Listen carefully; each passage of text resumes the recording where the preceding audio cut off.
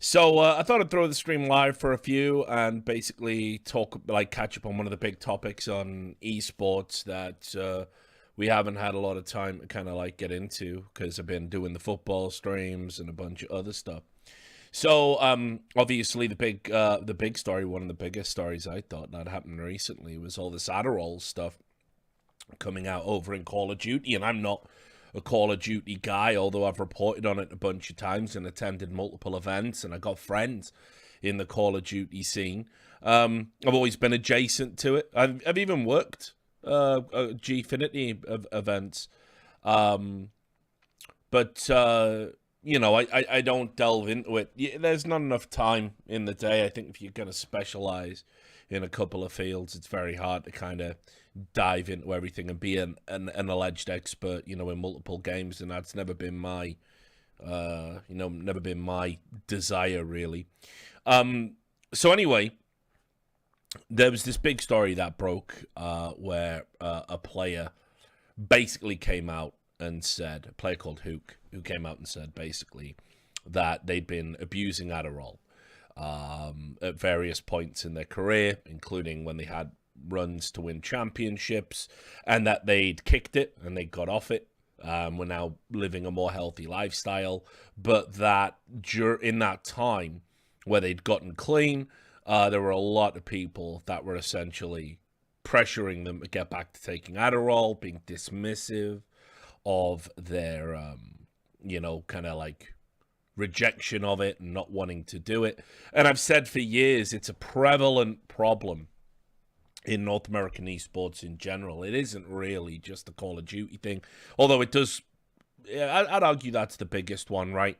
You've got Halo, was kind of where it starts back in the Halo MLG days, and then you end up with it sort of transferring over to Call of Duty, and then obviously in almost any other esport, you end up with in NA, you end up with this idea that Adderall is some sort of wonder drug. It's some sort of miracle drug. For those that don't know, because you might not be American, and therefore you might be from a country that doesn't overprescribe drugs for problems that have other methods of dealing with them.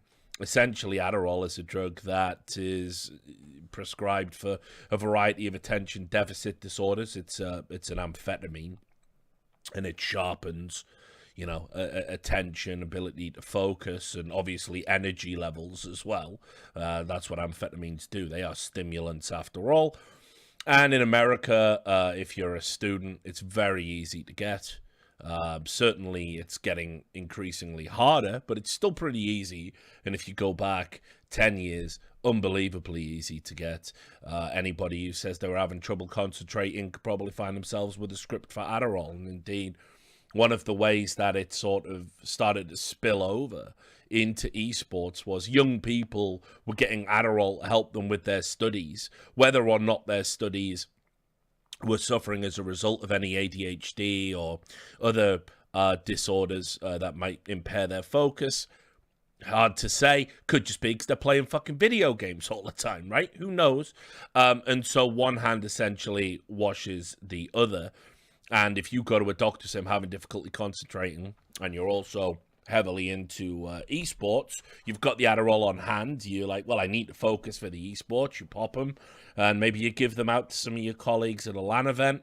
And so, just going on my own experiences to speak anecdotally, and again, this will bore regular viewers, but, I talked a lot about Adderall in esports because I've seen it. I saw it in StarCraft. I saw speed and cocaine usage because, funnily enough, in Europe, it's easier to get speed and or coke than it is to get Adderall. I've seen that a lot, but certainly as well when I was over in America and I was hanging out with League of Legends teams, in NA, there was an Adderall problem in League of Legends, certainly around that time, 2015, 2016, 2017.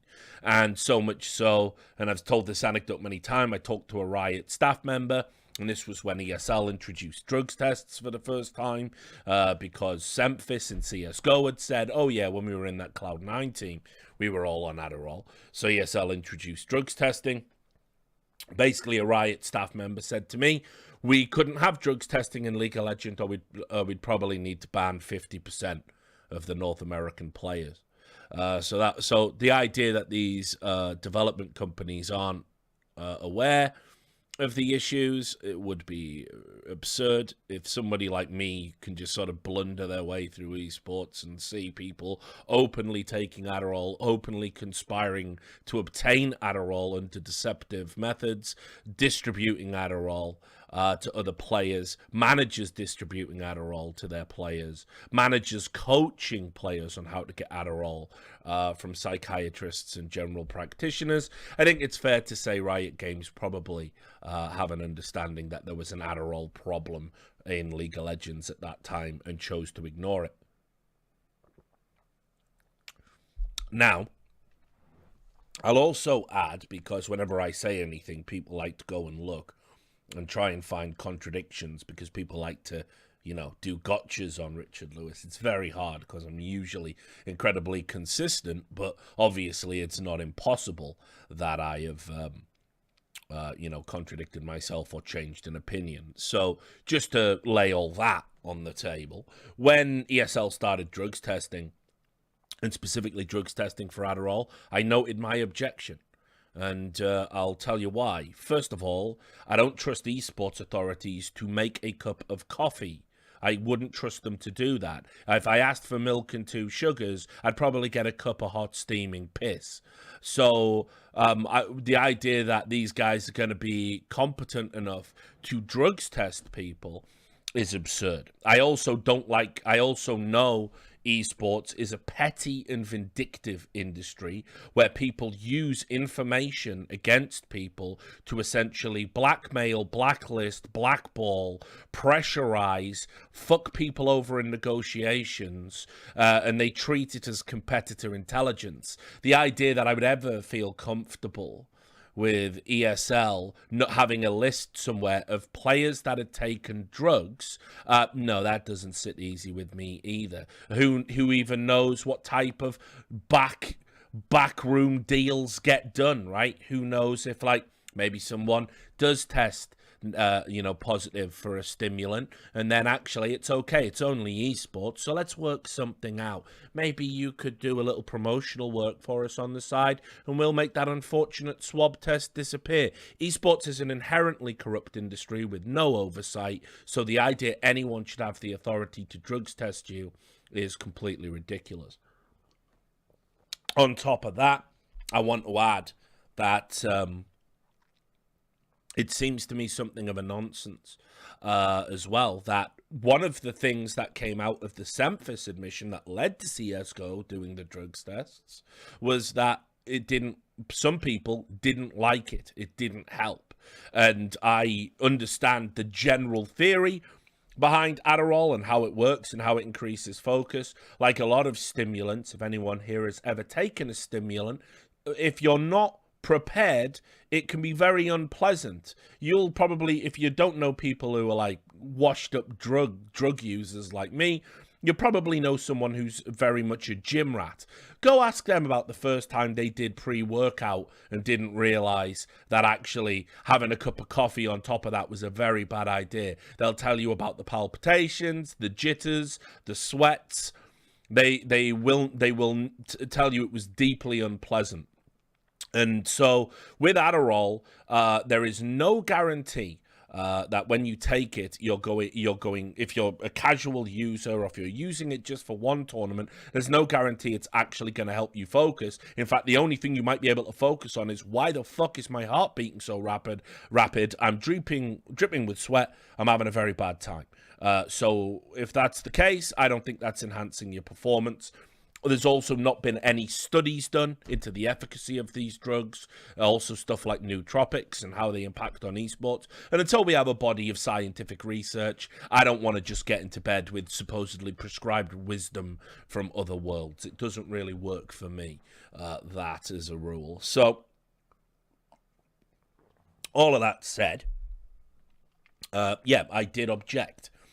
But that doesn't mean I don't think people should be doing something about the Adderall problem. Why I object to the Adderall problem isn't that I object to the use of drugs or object to the use of something that's potentially performance enhancing. In fact, it's very telling of esports short-sightedness that the thing that we went to immediately was, oh, but what if it's giving people the opportunity to win money in an unfair manner? What about people's fucking health and safety, actually? What about that first? Oh, yeah, we don't care about that. We've never cared about that in esports. We care about money. That's what we care about. And so, first of all, it is a crime to be distributing prescribed drugs to other people that do not have prescriptions for those drugs, whether you're selling them or giving them away.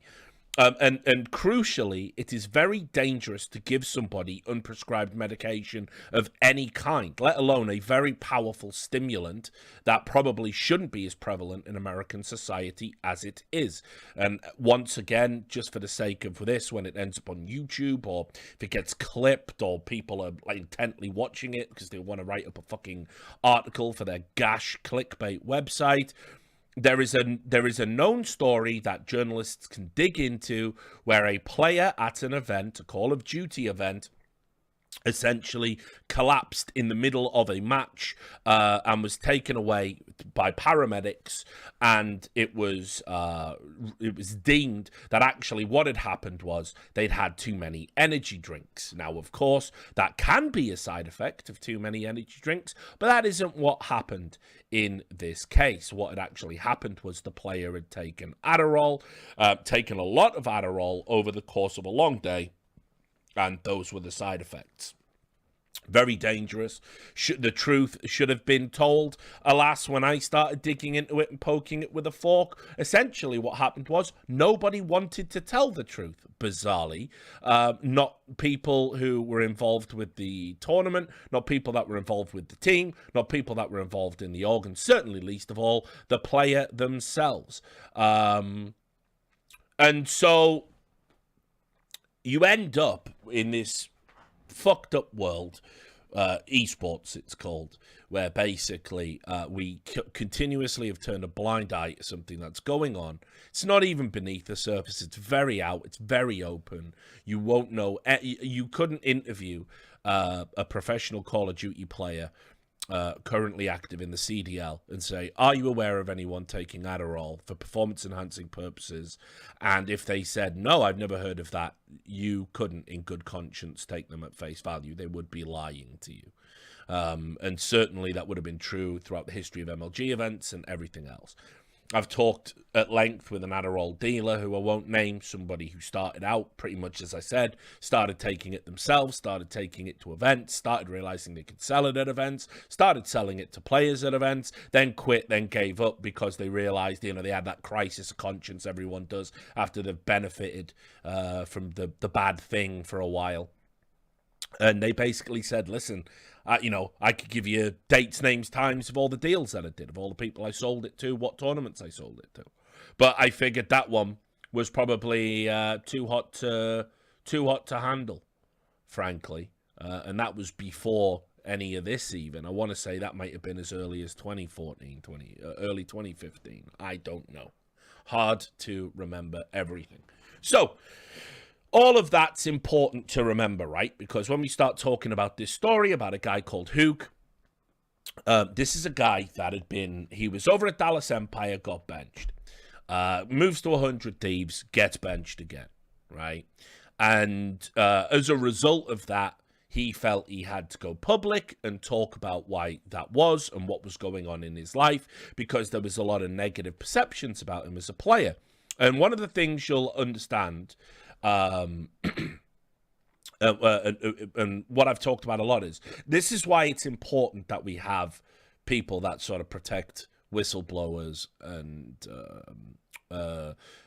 people that will actually sort of take the stand and give a platform for people to tell their stories. Because if you don't have that, people will just protect the status quo, even as you're going to see people you like, respect, maybe even consider friends.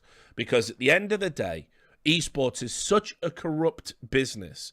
It is not just corrupt in and of itself, it is corrupting. And the longer you stay in it, it will do two things. It will either turn you into something you don't want to be, something inherently wrong, or it will sap your will to live and work in the business. It only breaks one or two ways the longer you stay there. I'll let you figure out which one, which path I'm headed down. And so it's definitely worth talking about and addressing this stuff, because the reality is, if the few who can don't, everyone else will cover it up like it's like this has been covered up already for years. And it's a matter of time before something really bad happens. It's a matter of time before something bad happens, because the people in a position to do something about it care about the money and the perceptions and the advertising revenue and the positive headlines. They don't care about player lives. They don't. We're rapidly approaching a critical mass in esports where there are so many negative forces active in it. People are going to start dying. I mean, I say start. People have already died because of how shit this industry is. But I'm going to talk about, I'm talking about people getting clipped over match fixing. I'm talking about people dying because they're feeling pressure to take performance enhancing drugs, because that's the norm. That's what's going on right now in esports, and it's going to continue. So, let's start by watching Hook's video. I'm not going to watch it all. It's 30 minutes. If you're really interested and you want to hear his story, you should definitely check it out. I think watching the first 8 minutes is good to give you kind of a ballpark area of what we're talking about. And there are some names mentioned in there where you're going to be like, oh, right, so people, very high up people were aware of this and said nothing, did nothing, took no action. Okay, cool. But keep in mind, this is a guy who's been benched from 2 teams at this point of releasing this video, and this is why he felt he had to come out. And then after we've watched this sort of first 8 minutes and 10 seconds, I think it is, I'll give you a summary of everything else he talks about in the video. Alrighty. Well, to start, my name is Kyler Garland, if you didn't know Hook, and in this video I am just going to be talking a little bit about my story, what's been going on the past couple months, and just the past couple years. And the video is mainly for like the fans and to shed light on some of the rumors that the pros have been saying about me, which has been interesting to say the least. So this, yeah, we'll get into that later, but we're gonna start with how my team formed, Dallas Empire team formed, going into Modern Warfare. And really it was realizing what I wanted in a team, and what I wanted was to get out of the cycle I was in. I noticed I was in this cycle back then whenever I was basically on teams where I felt like people didn't really care, and what I wanted at that time was a team where we could all mesh together and we would all want to be there. And basically just like the hunger, you want hungry people with you. You want to be around people who want to really be there. So yeah, that was like my whole ideology with picking up Shotzi and Illy, where at the time everyone thought I was crazy for picking them up, because I had options with like Octane and a whole bunch of other people that at the time a lot of people would say I was crazy for what I did. And that led to us winning champs. And to talk about that whole year leading into champs is like how our team dynamic was. We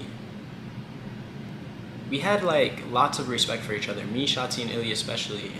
If anything was ever wrong, we would communicate about it and talk about our indifferences and just work shit together. And yeah, like we had that trust and that foundation throughout the whole year, where if they were ever feeling off with Krim or whoever, or Clay, whoever it was, if someone out of the game, I would come to them and we would have these talks and we would get through whatever issues we had. So we had a really good foundation. I truly believe that's like what brought us to that win in champs. I mean, communication is everything whenever you're on a team, and you want to, the biggest thing for me was I wanted to be a teammate for them that I never really had. That was like my whole thing that whole year. I was like, okay, like, I got these new kids. I'm going to be the best teammate I can be for them. And, it all worked out. And then, so now we are going into winning champs. And this is where I guess everything changed for me in a bit. I realized some things about myself. I won champs, and basically, I've been feeling a little bit weird talking about this, or like thinking about talking about this. It has been, but I feel like I have to, especially with everything that's been going on in the COD scene. Is it's not really a secret, but basically I won champs and I didn't really feel good on the inside. Of course, I was very grateful for winning. It showed that we worked hard and, we got the win. I felt good about that. But, those couple days afterwards, I didn't feel good, and it was mainly because of one thing. I, at the time, was taking Adderall. I first took Adderall when I was like 18, 19, and I was like on and off for a bit, and I realized basically that night what it was doing to me. This is very uncomfortable for me to talk about, but basically it wasn't doing anything good for me, and I realized that night because I won that event with Adderall, and just the feeling afterwards was like, it wasn't that great. It wasn't that great of a feeling, and then I was sitting there comparing it to when I first won, when I was 16 years old, when I was completely sober. And I still say it every single time. The time I won when I was 16 years old, it was a feeling that you can't even put in words. It was just like so much joy, and I was really proud of myself. I remember laying there that whole night, just sitting there, like when I was 16, just like, wow, like, that was a big moment for me. And I compared that. I was like, well, if I felt that good when I was 16, like, why can't I do it now? Like, I just won champs at 20 years old or 21, and it didn't feel the same. And I started self-reflecting on myself. I started realizing how it was making me angry, how it was making me, mainly just anger. I was playing out of anger rather than joy. That was like the biggest realization. I was like, okay, like, why I started playing the first game was because I love the game. I don't want to play out of anger. And I saw even what it was doing to my personality over time. Like, I was becoming more angry to the people I love, and even sometimes sad. And I didn't like that, honestly. And I want to change for myself. So, that whole off season, that's what I focused on, is just really, first it started with Adderall. Just completely cutting that out. And I started looking into like some other alternatives, and I got into like cold showers and all that. So that whole off season I was playing Black Ops 4, was committed to it. The thoughts still lingered for the longest time, but over time it slowly I started to build up that confidence again. I started to see that I could do it again, sober, over time. And so and then basically after that off season, just did nothing. And then going into the season, I started feeling really good. I started to look into other healthy alternatives, like I already said, cold showers. I got into meditating. That really was like the big thing for me. I got into eating healthy. That started a little bit later, but now even more so, like the natural energy levels, because I'm eating healthy has been very, very, very, very, nice, to say the least. Like seeing that I could have that energy level the same I did whenever I was on a literal amphetamine, by the way. To see that I have more energy now off of that. But regardless of all that, was going into the season, and just forming all those healthy habits over time, it clicked. And going into my first CDL match sober, and the first time in like 2 years, it was against Seattle. I remember it so vividly. That was like the match where the thought, like I said earlier, the thought was still like lingering about Adderall. And after that match, it completely like went away, because I saw that I could do it again. I remember going in after winning that match, going to Hashra, and just like really being so proud of myself. I felt like I was a kid again. Like, honestly, like I felt like I had that joy and kid love for the game again. And 21, it was of course. the best feeling like ever. I went into Hastro's of office. I was telling him about it. I was like, yeah, I quit Adderall. Like, I feel so good. I remember he even made like a tweet about it. He was like, watch out for Hoop this season. And you know, I was feeling amazing. And I remember going in after winning that match, going to Hashra, and just like really being so proud of myself. I felt like I was a kid again. Like, honestly, like I felt like I had that joy and kid love for the game again. And it was the best feeling like ever. I went into Hastro's office. I was telling him about it. I was like, yeah, I quit Adderall. Like, I feel so good. I remember he even made like a tweet about it. He was like, watch out for Hoop this season. And you know. Right. I think we can leave that there. If you want to go watch the rest of it, you know, I recommend you do. I'll give you a summary of what else is in the video. Let me just get that for you now. So yeah, basically he says that, you know, as you heard there, he had a lot of problems with Adderall. This is not uncommon. The side effects to Adderall abuse are really powerful for a drug that kind of is almost like a throwaway joke.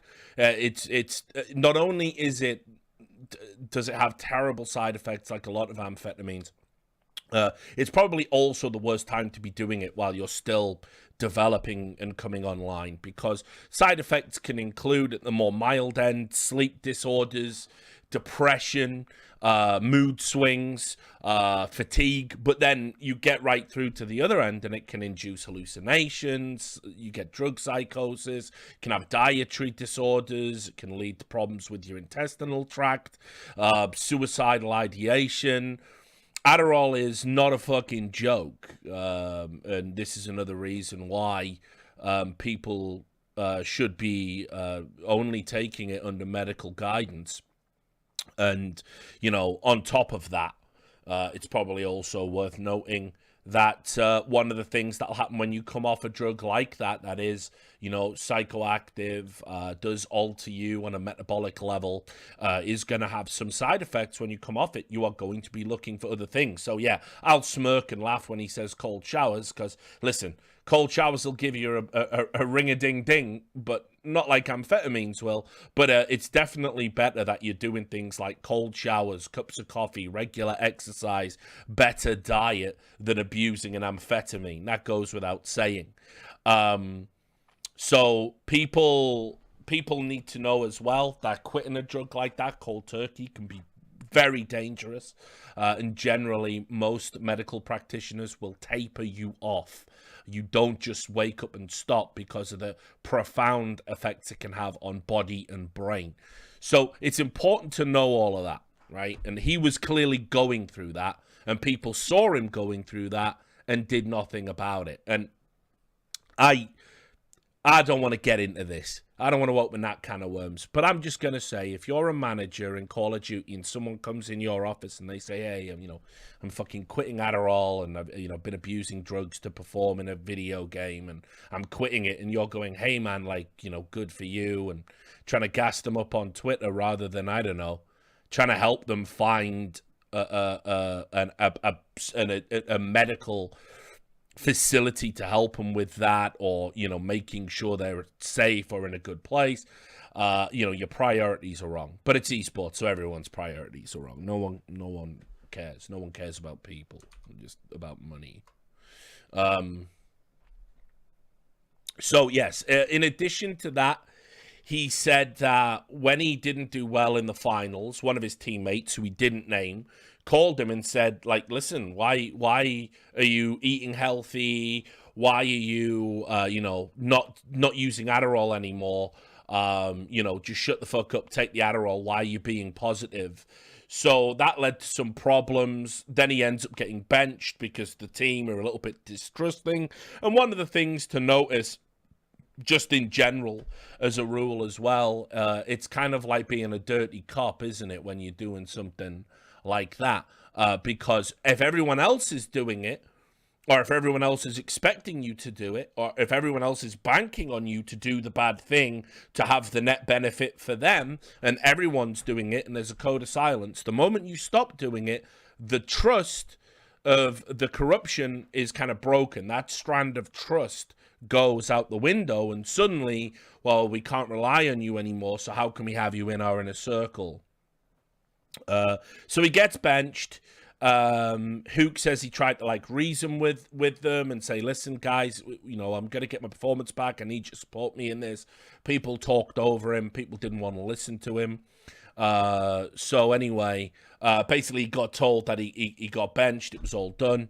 And then there was a rumor. The other thing that people will do, if you're the one that wants to break away from the status quo, they spread rumors about you. They say, and this happens to loads of people in esports. I could name you dozens of very excellent, credible people who do incredible work, particularly in the talent pool, where games developers, agents, bad actors, rival talent, they've spread rumors about them. They've spread rumors that maybe they're a pervert, maybe they're a drug addict, maybe they're psychologically unstable, and none of it has a kernel of truth. But any time somebody opens up, shows any vulnerability, there's someone always waiting in esports to use it against you. And so what happened here was they benched him, and then players being players spread a rumor about Hook that he was on psychedelics and needed psychological help because the psychedelics had driven him insane. And this went on for months. He's being called, crazy behind his back. And then when the 100 Thieves guys that he was now playing with, they heard the rumors, didn't discuss the rumors with him despite him being a teammate. And then obviously he ended up getting benched. And at the time of dropping this, he said he didn't know what was going to happen to him moving forward, but he feels very happy with the life choices he's made. He feels better that he's got off Adderall, and he isn't going to look back and let being benched affect him. So all told, right, a pretty inspiring story, and seems like a really cool kid, and a cool kid that's been treated fucking reprehensibly by adults and fellow teammates and everyone else. Because again, if you swim against the tide, they tell you you're a cunt. That's just how it works. So hard to see that. Hard to see that, knowing the things I know and having seen it in other scenes and haven't seen it for years. But fucking in esports, time is a flat circle. It just goes round and fucking round, and we all end up in the same place. No one listens to anything. So anyway, you can imagine that's a pretty big story, right? That is a championship winning player at one of the biggest CDL teams in the world coming out saying they abused Adderall. People knew they were abusing Adderall. They had to try and kick Adderall by themselves without any help or support. And when they did that, everyone around them judged them, called them names, called them crazy, besmirched them, and ultimately that led to them being benched because no one trusted them. That story is huge. That would be a scandal in any sport, right? That would be a massive scandal in any sport. You have the scandal of the drug use. Maybe you might want to retroactively punish the kid. I think that'd be unbelievably harsh, but maybe that happens. You might at least want to make some blanket statement about drug use and protections in the league. That hasn't happened. Activision Blizzard just trying to make it go away. You certainly might want to take some of all the fucking millions you make at Activision Blizzard in a league where you're charging people $20 million just to be involved in it. You might want to take some of that money instead of it going into Bobby Kotick's pocket, and maybe why not have a confidential drug rehabilitation advice board for anyone who wants to kick Adderall. No judgment. No names, completely anonymous, will help you get off it. Why not put some money into that? Oh, right, it's esports. We don't do things like that in esports, do we? No, what we do is we find a carpet and we put everything under it. And when people walk in the room and go, that's a fucking lumpy carpet, we go, what are you talking about? There isn't even a carpet there. That's what we do.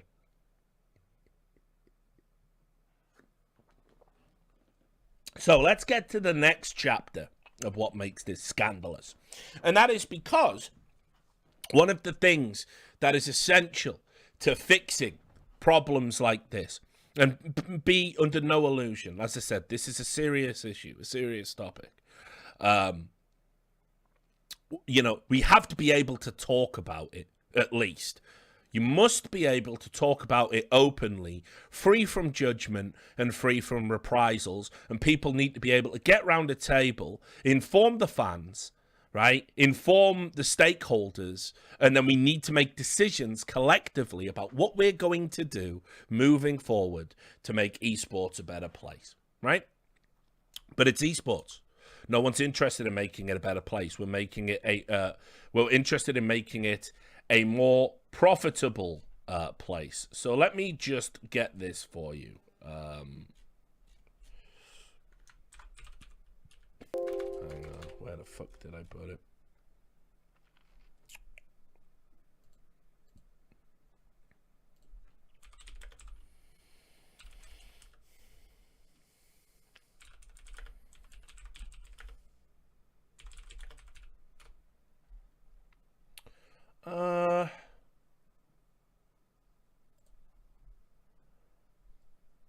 Need to find... Shit, I haven't got the clip ready.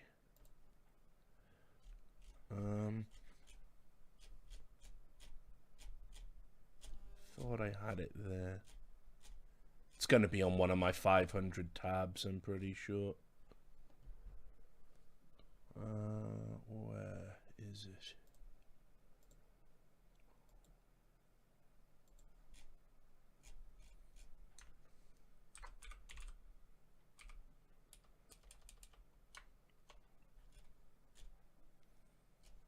Oh, it's tab 253. Okay, good. Good to know.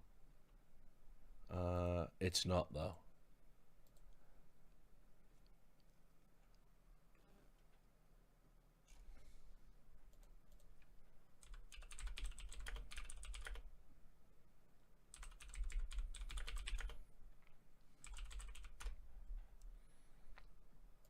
Right, here it is. I think this is the clip.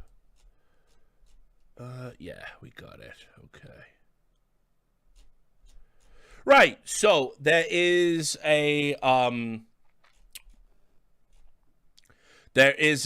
podcast that you may have heard of, again, if you follow Call of Duty, called The Flank. They were about to do a show when this was kicking off, and they were getting ready to do the show. And one of the co-hosts of the show gets a phone call, and, well, you can judge for yourself.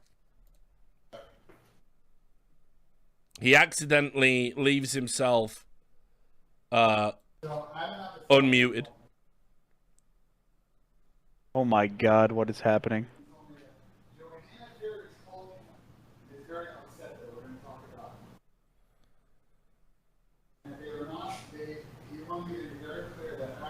User was moved out of your channel. Hey, wake up. So, basically, if you couldn't hear that, what was being said there was that the commissioner from the CDL, that's the official Call of Duty League, Joanna Faris, who's the current general manager, was basically pissed, and that this couldn't go ahead. This podcast couldn't go ahead. It wasn't fair that he was going to talk about it on air. So basically, the person that Abasella, who made that call, had dominion over, dropped out of the podcast altogether. Now, it seems to me almost outrageous that an unbelievably powerful person at Activision Blizzard would even think to kind of like use the leverage over an independent podcast in that way. But what's even more sad, I mean, like at the end of the day, this is what games developers do. They're all the fucking same when it comes down to it. So some are just worse than others. They all believe that by virtue of making the game, they get to control every facet of the world around that game. If you have a podcast, they get to choose what you talk about. If you talk about things they don't like, they will punish you for it. This is the business we've built. We've acquiesced to this for years because as long as you have access, you can synthesize access into money. You know, access journalism is the norm. Don't say this bad thing about us on Monday. We promise we'll give you a really good interview on Wednesday. It'll be a scoop. It'll be worth waiting. Do us the favor. You know, the Travis Gafford School of Journalism, essentially. That is what we accept as the norm now. But what makes this even sadder, right, isn't that they essentially tried to shut this down by using leverage that they had. And it's a hugely important topic. Frankly, it's a topic Activision Blizzard themselves should be coming on a podcast to talk about. I want to know what their strategies are to deal with this problem. I want to know what protections are going to be in place for players that are taking Adderall, perhaps under duress. Perhaps they don't want to take this drug, but they feel pressured to do so. I want to know what penalties are going to be put in place for unscrupulous managers, team captains, coaches, whoever it is, that are pressurizing said players into taking Adderall. I want to know what you're going to do in terms of support for players that want to get off Adderall. You should be on a podcast talking about these things. You should be releasing public statements. You should be getting out ahead of the story. It shouldn't be a week later and I'm talking about it and there is no part of the story where Activision Blizzard have released a statement.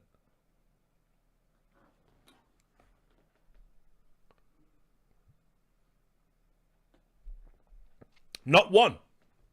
And so, that is sad enough as it is. But this is especially sad, right?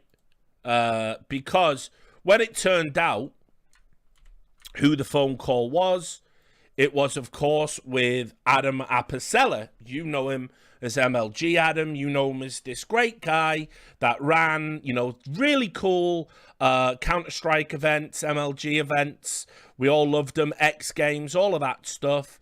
And, of course, he and his company ended up getting bought by Activision Blizzard, but he's not there anymore. Adam Abasella left.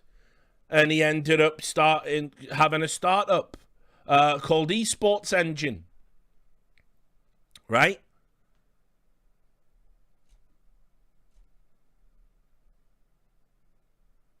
So, you know, you think, well, not only is this a guy that has, like, no discernible ties with Activision Blizzard, it should be perfectly fine, right? That, like, you know, someone that works with Esports Engine is talking about these things. But unfortunately, what you'll find on a long enough timescale is, because, as I said at the start of the stream, esports is a corrupting influence. It is not just a corrupt industry, it corrupts everyone within it.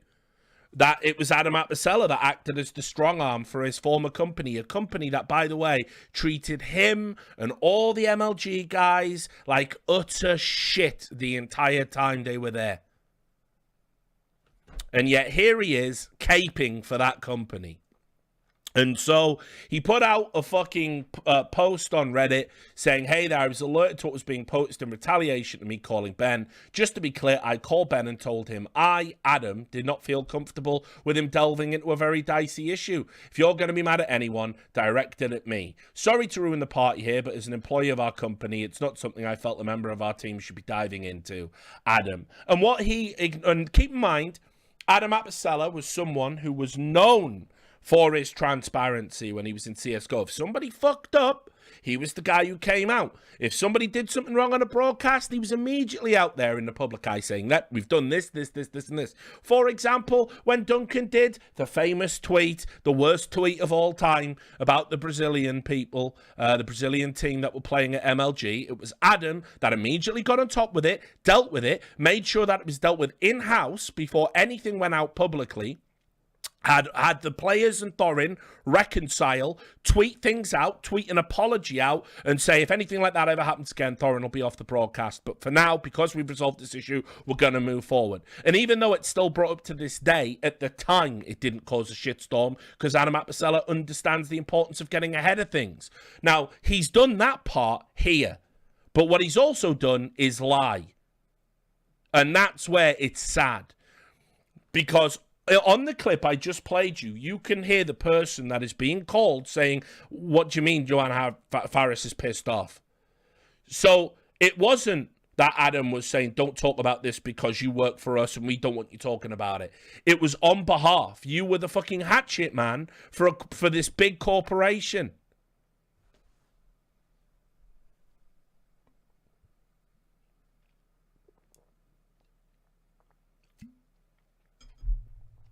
So what are we to make of a world where a player who, by the way, I guess we're all just going to ignore the fact that reading between the lines, it looks like he was benched for trying to get off an addictive drug, right?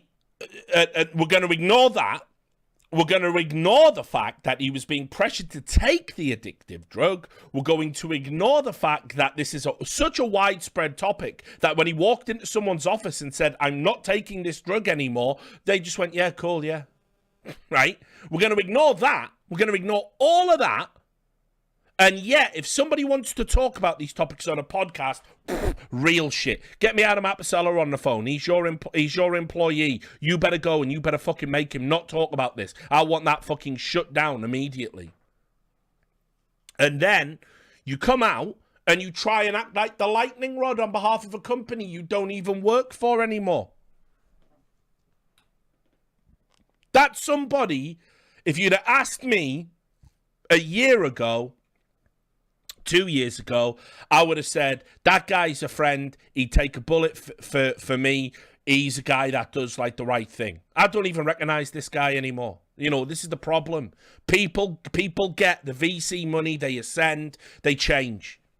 They don't stay even true to themselves. And I'm sad to say, looks like Adam's just another fucking corporate American clown who will let bad things happen as long as the money continues to flow. I can't tolerate that. It's the most repugnant thing you can do in this business because, as I said, it is young people.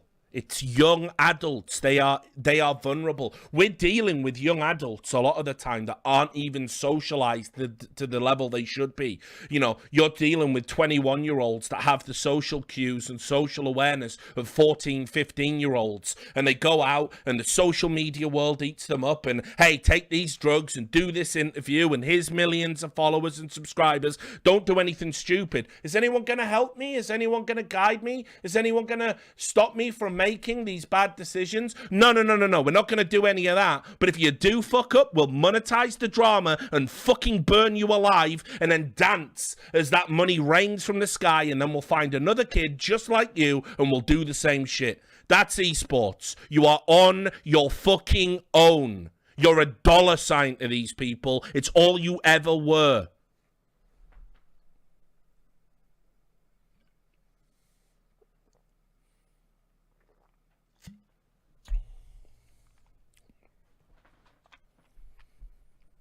So imagine that.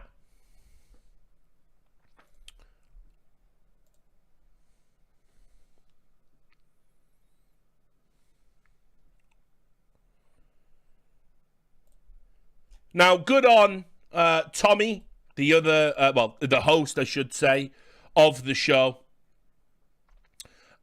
Basically they had guests on the show, and then when it came time that he wanted to talk about the Adderall issue, he basically said everyone else can leave, but I'm going to talk about it. And you can see here there was this little TLDR, but they did talk about the Adderall issue, probably some detriment to their career, frankly. So definitely want to say that takes a lot of stones. And I know, and it's a lonely place to be, mate, when you make it your fucking life to stand up to the big power brokers in any industry. They never stop. They never stop. They harbor a grudge for fucking as long as they are around. You know, I'll never be allowed to be involved with anything to do with Riot Games. I'll never be allowed to be involved ever again with anything to do with Activision Blizzard. You know, I went from being one of their golden boys, a host of StarCraft 2 events, the kind of fun outsider, getting invited to BlizzCons, getting, you know, free games and you know, goodie bags sent in the post, you know, people just checking in with me, you know, going to secret Activision Blizzard after parties. Yeah, that quickly dried up. Why did it dry up? I said Heroes of the Storm was shit. That's all it took, by the way. That's all it takes. These fragile, pathetic people. And then, when they start doing real shit, and you start calling them out for that, they tell other people behind the scenes, oh, Richard Lewis, he bears a grudge. Here's the people I bear a grudge against. People who would destroy the lives of young people to add an extra fucking zero to their paycheck, right? People who, without even realizing, devalue what esports is meant to be. Turning it into a fucking corporate chew toy. Calling me an unscrupulous piece of shit, then sitting down and having a high-powered business dinner with someone who's got ties to the fucking Chinese government. Yeah, you're good people. You're the people we should be listening to and letting guide our industry, of course.